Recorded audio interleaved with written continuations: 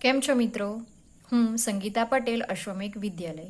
મિત્રો, આપણે સામાજિક વિજ્ઞાનમાં ભૂગોળ વિભાગમાં ચેપ્ટર નંબર 11 ભૂમિ સ્વરૂપો જોઈ રહ્યા છે.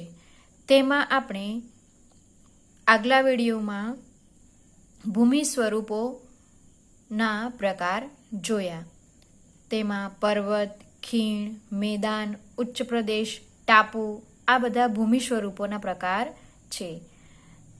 તો આપણે તેમાં પર્વત વિશે જોતા હતા. તેમાં આપણે પર્વતના પણ પ્રકાર પડે છે. તે પ્રથમ પ્રકાર આપણે ગેડ પર્વત વિશે માહિતી આગલા વિડીયોમાં મેળવી હતી.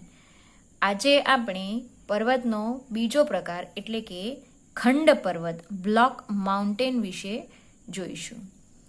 ભૂગર્ભિક બળોના લીધે બે ભૂમિ વિસ્તારો પર ખેંચાણ બળ લાગે છે ત્યારે તેમાં તિરાડ કે ફાટ પડે છે. આથી આજુબાજુનો ભાગ બેસી જાય, વચ્ચેનો ભાગ સ્થિર રહે તો તે ખંડ પર્વત અને નીચે બેસી જતા ભાગમાં ફાટ ખીણ રચાય છે. ખંડ પર્વત કેવી રીતે બને છે? તો ભૂગર્ભમાં બળોના લીધે ભૂગર્ભમાં જે અંદર ગતિવિધિઓ થાય છે, જે તાકાત લાગે છે, એના કારણે બે ભૂમિ સ્તરો પર શું લાગે છે મિત્રો? ખેંચાણ લાગે છે, ખેંચાણ બળ લાગે છે. ત્યારે તેમાં તિરાડ કે ફાટ પડે છે. તમે અહીં જોઈ શકો છો કે આ તિરાડ કે ફાટ પડેલી દેખાય છે. આથી આજુબાજુનો ભાગ શું થાય છે? બેસી જાય છે. આજુબાજુનો ભાગ બેસી જાય છે. આ બેસેલો ભાગ છે અને વચ્ચેનો જે ભાગ છે એ સ્થિર રહે છે. આજુબાજુનો ભાગ કેવો થાય છે? બેસી જાય છે અને વચ્ચેનો ભાગ સ્થિર રહે તો તે ખંડ પર્વત. તો એને શું કહેવામાં આવે છે? ખંડ પર્વત કહેવામાં આવે છે. જે ભાગ આજુબાજુનો ભાગ બેસી જાય અને વચ્ચેનો ભાગ જે સ્થિર રહે છે તો તે ખંડ પર્વત કહેવાય છે. અને નીચે બેસી જતા ભાગમાં શું રચાય છે? નીચે બેસી જાય છે એ ભાગમાં શું રચાય છે? ફાટ ખીણ રચાય છે. જર્મનીનો હોર્સ્ટ પર્વત તેનું શ્રેષ્ઠ ઉદાહરણ હોવાથી આવા પર્વતને હોર્સ્ટ પર્વત પણ કહેવામાં આવે છે. જર્મનીમાં આવો જ ખંડ પર્વત જોવા મળે છે. એ કયો છે? હોર્સ્ટ પર્વત છે. એથી આવા પર્વતને ખંડ પર્વતને હોર્સ્ટ પર્વત તરીકે પણ ઓળખવામાં આવે છે. ભારતમાં આવેલા નીલગિરી, સાતપુડા, વિંધ્યાચલ પર્વત ખંડ પર્વતના ઉદાહરણો છે. ભારતમાં પણ આવા ખંડ પર્વત આવેલા છે. તે કયા કયા? તો નીલગિરી, સાતપુડા, વિંધ્યાચલ પર્વત આ ખંડ પર્વતના ઉદાહરણો છે. આ ભારતમાં આવેલા ખંડ પર્વતો છે. તમે બાજુમાં ખંડ પર્વતની આકૃતિ જોઈ શકો છો. હવે આગળ આપણે જ્વાળામુખી પર્વત વોલ્કેનિક માઉન્ટેન વિશે જોઈએ. જ્વાળામુખી ફાટતા પ્રસ્ફોટનથી બહાર ફેંકાતા પદાર્થો શંકુ આકારે જમા થતા તે જ્વાળામુખી પર્વત બને છે. જ્વાળામુખી પર્વત કેવી રીતે બને છે મિત્રો?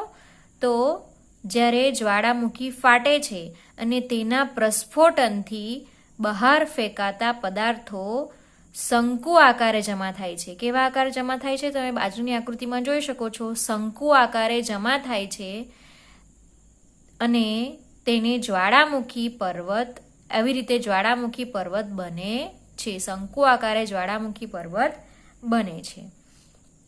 આપણે અંડરલાઈન કરીશું. ઇટલીનો વિસુવિયસ, ઇક્વેડોરનો કોટોપક્ષી, જાપાનનો ફ્યુઝિયામા અને ભારતનો બેરન જે અંદમાનમાં આવેલો છે. પાવાગઢ અને ગિરનાર જ્વાળામુખી પર્વતના ઉદાહરણો છે. જ્વાળામુખી પર્વતમાં ઇટલીનો વિસુવિયસ, ઇક્વેડરનો કોટોપક્ષી, જાપાનનો ફ્યુઝિયામા અને ભારતનો કયો? બેરન આ જ્વાળામુખી છે. જ્વાળામુખીના ઉદાહરણો છે. અને પાવાગઢ અને ગિરનાર, પાવાગઢ અને ગિરનાર પર્વત તો તમે કદાચ જોયા જ હશે.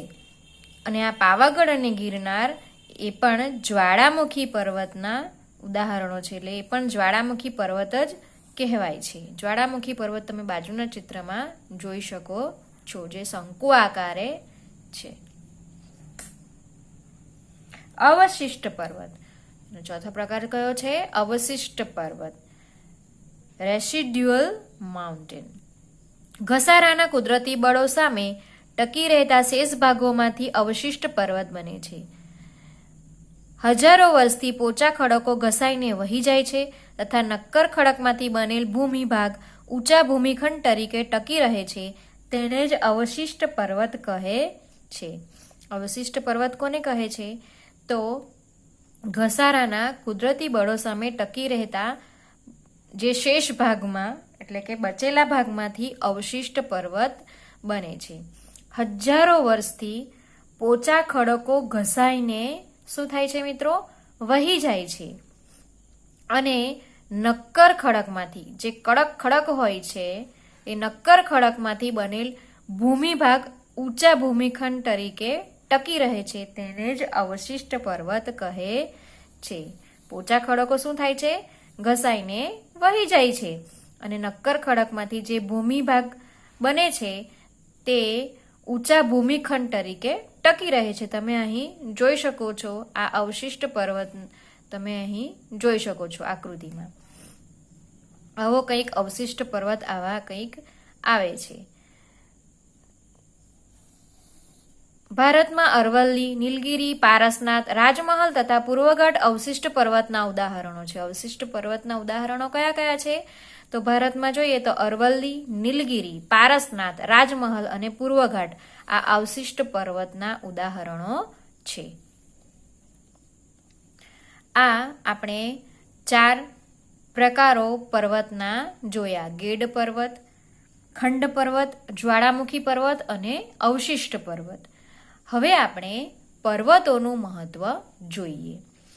પર્વતો દેશ કે પ્રદેશની સીમા, સરહદ અને કુદરતી દિવાલ સમાન છે અને ઠંડા પવનથી રક્ષણ કરે છે. ભેજવાળા પવનો રોકીને વધારે વરસાદ આપે છે. પર્વતો દેશ કે પ્રદેશની સીમા, સરહદ અને કુદરતની દિવાલ સમાન છે. પર્વતો કેવા છે મિત્રો? તો દેશ પ્રદેશની સીમા, સરહદ હોય ને, સરહદ, તે સરહદ સમાન અને દિવાલ સમાન, કુદરતી દિવાલ સમાન. આપણે સરહદ પર શું બનાવીએ? આપણે ઈંટ અને સિમેન્ટની દિવાલ બનાવીએ, બરાબર ને, સરહદ પર. પરંતુ આ કુદરતી દિવાલ છે. શું? પર્વતો. એટલે કુદરતી દિવાલનું કામ આ પર્વતો કરે છે અને ઠંડા પવનથી પણ આ પર્વતો રક્ષણ કરે છે.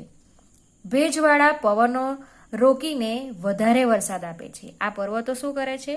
જે ભેજવાળા પવનો હોય છે, જે વરસાદ લઈ જતા હોય છે, એ પવનો રોકીને વરસાદ આપે છે. એટલે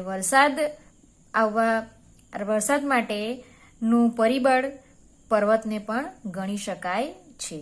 પર્વતના કારણે વરસાદ આવે તો એ કહેવું આપણે અતિશયોક્તિ નથી.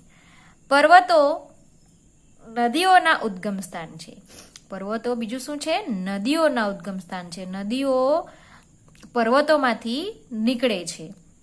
તેમાંથી નીકળતી નદીઓ દ્વારા ફળદ્રુપ મેદાનોનું નિર્માણ થાય છે. અને પર્વતોમાંથી નદીઓ નીકળે છે, તેની સાથે સાથે નદીઓ દ્વારા ફળદ્રુપ મેદાનો પણ નિર્માણ થાય છે. વધુ વરસાદવાળા ઊંચા હિમાચ્છાદિત પ્રદેશમાંથી બારેમાસ વહેતી નદીઓ જળભંડારનું કામ કરે છે. વધુ વરસાદવાળા ઊંચા અને હિમાચ્છાદિત એટલે કે બરફ છવાયેલો હોય એવા પ્રદેશમાંથી બારેમાસ વહેતી જે નદીઓ હોય છે એ જળભંડારનું કામ કરે છે. શેનું કામ કરે છે મિત્રો? જળભંડારનું, પાણીના ભંડારનું કામ કરે છે. જળ વિદ્યુત ઉત્પન્ન કરવા માટે તે જરૂરી છે. ઉપરાંત પર્વતો જંગલ સંપત્તિ, ખનિજ સંપત્તિ અને પ્રાણી સંપત્તિના ભંડાર છે. પર્વતો પર આપણે જોઈએ તો અમુક પર્વતો પર જંગલો પણ હોય છે, એટલે જંગલ સંપત્તિ તરીકે. ખનિજ સંપત્તિ, પર્વતો પરથી ખનિજો પણ મળી રહે છે. અને પ્રાણી સંપત્તિ, પ્રાણીઓ પણ આ પર્વતોનો આશરો લે છે. એટલે આ પર્વતો જંગલ સંપત્તિ, ખનિજ સંપત્તિ અને પ્રાણી સંપત્તિનો ભંડાર છે એવું આપણે કહી શકીએ. પ્રવાસન ઉદ્યોગ, ચલચિત્ર ઉદ્યોગ તથા પર્વતારોહકો માટે પર્વતો આશીર્વાદ રૂપ છે. પર્વતો જ્યાં હોય ત્યાં પ્રવાસન ઉદ્યોગ વિકસે છે. ઘણા બધા લોકો પ્રવાસે ત્યાં આવે છે. ચલચિત્ર ઉદ્યોગ અને પર્વતારોહકો માટે, એટલે કે પર્વતારોહકો એટલે કે જે પર્વતો ચઢે છે, બરાબર ને, તે પર્વતારોહકો કહેવાય છે અને તેમના માટે આ પર્વતો આશીર્વાદ રૂપ ગણાય છે. વિશ્વની કુલ વસ્તીના 10મા ભાગની વસ્તી માટે રહેઠાણનું સ્થાન છે. તેનું શ્રેષ્ઠ ઉદાહરણ છે મેક્સિકો અને બગોટા. વિશ્વની કુલ વસ્તીના કેટલા ભાગની? 10મા ભાગની વસ્તી આ પર્વતો પર રહે છે. તેનું શ્રેષ્ઠ ઉદાહરણ કયું છે? મેક્સિકો અને બગોટા. આ મેક્સિકો અને બગોટા જે શહેર છે, વિકસિત શહેર છે, એ શહેરો આ પર્વતો પર વસેલા છે, પર્વતો પર રહે છે આ દેશના લોકો.